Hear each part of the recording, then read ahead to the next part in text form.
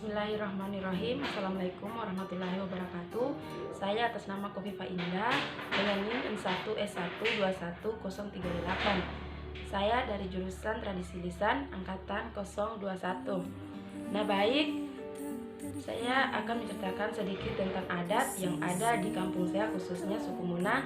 Di sini saya mengambil adat tentang budaya Kampua bagi suku Muna dan akikah dalam ajaran Islam. Dalam tata bahasa daerah Muna, kata Kampua berarti upacara gunting rambut pada bayi bagi masyarakat suku Muna. Kampua ini sudah menjadi budaya karena dilakukan secara terus-menerus sejak zaman dahulu dan diturunkan secara turun-temurun dari generasi ke generasi hingga saat ini.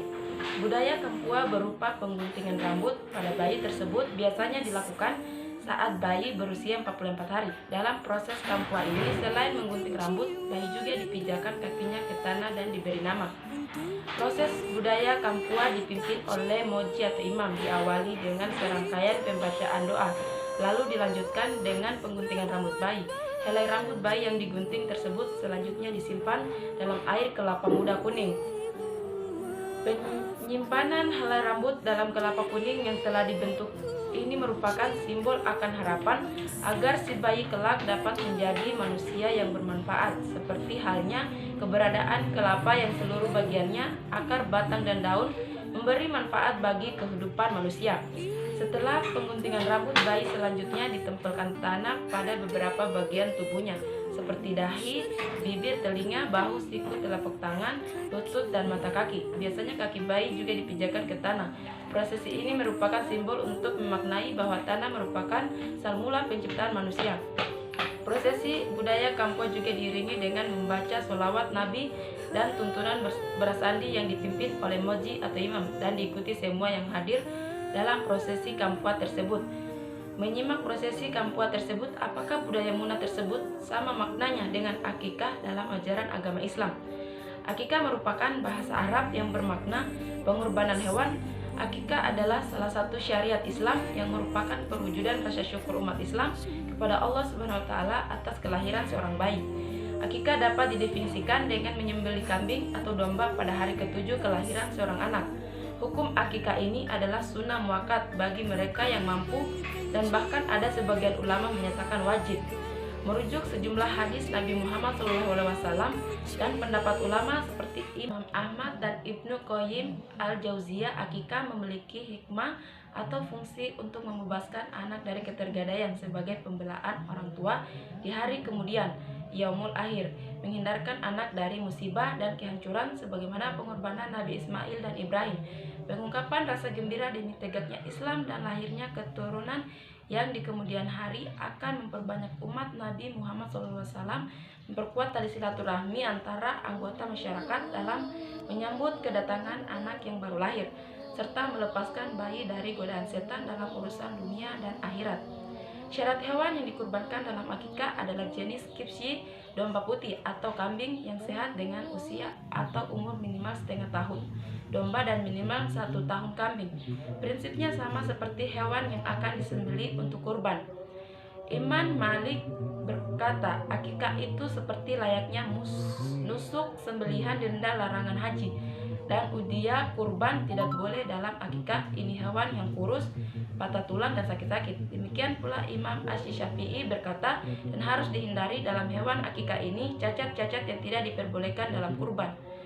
Jumlah hewan yang disembelih untuk akikah berbeda-beda. Ada pendapat yang menyebut 1 ekor untuk bayi laki-laki maupun bayi perempuan, serta ada pun pendapat yang menyebut 2 ekor untuk akikah bayi laki-laki dan 1 ekor untuk akikah bayi perempuan. Sejumlah hadis yang menjelaskan terkait jumlah hewan yang disembelih untuk akikah diantaranya, sesungguhnya Nabi SAW mengakikahi Hasan dan Husain 1 domba 1 domba. Hadis hasil riwayat Abu Daud dan Ibnu Al-Jarud.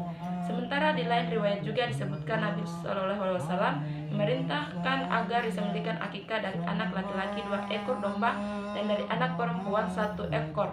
Hadis sanadnya sahih riwayat Imam Ahmad dan Ashabus Sunan.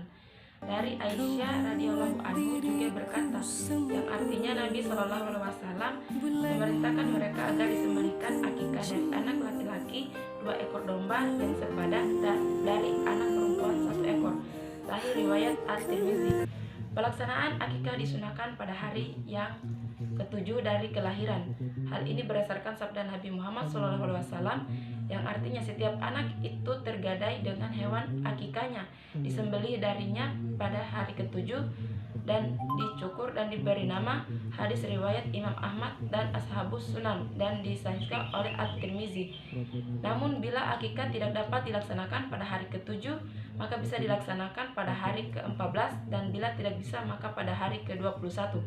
Hal ini berdasarkan hadis Abdullah ibnu Buraidah dari ayahnya dari Nabi SAW. Dia berkata, yang artinya hewan akikah itu disembelih pada hari ke-7, ke-14, dan ke-21. Hadis Hasan riwayat Al-Baihaqi.